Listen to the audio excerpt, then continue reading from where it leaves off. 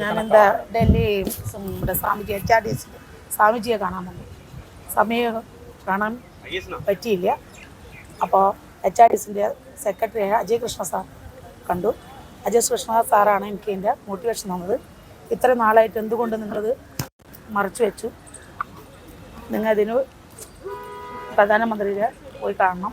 ഇതിന് അവരാണ് എനിക്കിതിന് ധൈര്യം നൽകിയത്. കളിച്ചു വന്ന് പേടിച്ചിട്ടാണ് സാർ. എൻ്റെ അമ്മ ചീഫ് മിനിസ്റ്റർ ആയിരിക്കണം കൊല്ലപ്പെട്ടത്. പക്ഷേ ഞാനൊരു സാധാരണ പൊണ്ണ്, എനിക്ക് എന്നെ മുടിക്കണം. എൻ്റെ അമ്മ എൻ കൺമുന്നാലെ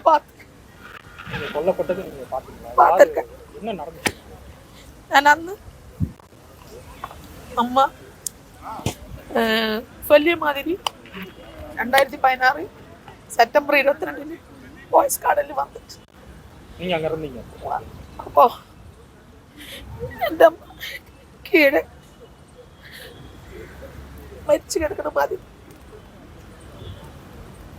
കൺമുന്നല്ലേ പാത്ത് ശശികല ആൻറ്റി കാല് മുഖത്ത് ചവിട്ടും.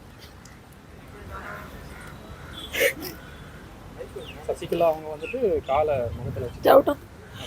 ഞാൻ ഓടിയിടാൻ ശ്രമിച്ചപ്പോൾ എൻ്റെ ബാഗിൽ നിന്ന് സീപ്പർ വന്ന് വായ കൊത്തി പുറത്തേക്ക് വിട്ടു. എൻ്റെ ബാഗ് അവിടെ കീഴെ പോയി. ഷൂ കേസ് കേരളത്തിലേക്ക് തിരിച്ചു വന്നു. உங்களை யார் வளர்த்தாங்க பார்த்தீங்களா?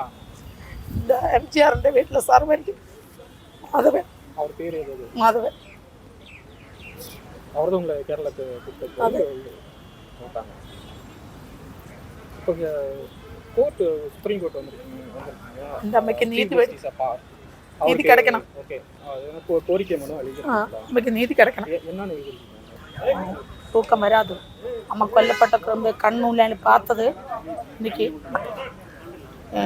தூக்கம் വരാതെ 9 വർഷമായി. അപ്പോൾ സ്വാമിജിയെ കാണാൻ വന്നതാണ് ഡൽഹിയിൽ. സ്വാമിജിയെ കണ്ടില്ല. അവിടുത്തെ സ്വാമിജിയുടെ HRDSലെ അജയ് കൃഷ്ണ സാറിനെയാണ് കണ്ടത്. ആളാണ് എനിക്ക് എൻ്റെ മോട്ടിവേഷൻ തന്നത്. നിങ്ങൾ എന്തുകൊണ്ടിത് മുന്നേ പറഞ്ഞില്ല? പേടിച്ചിട്ടാണ്. എൻ്റെ അമ്മ മുഖ്യമന്ത്രി ആയിരിക്കും കൊല്ലപ്പെട്ടത്. ഇതുവരെയ്ക്കും ഒരു നടപടി എടുത്തതില്ല. അപ്പോൾ ഒരു സാധാരണ പൊണ്ണായി എനിക്ക് എന്ത് തരാൻ പറ്റും?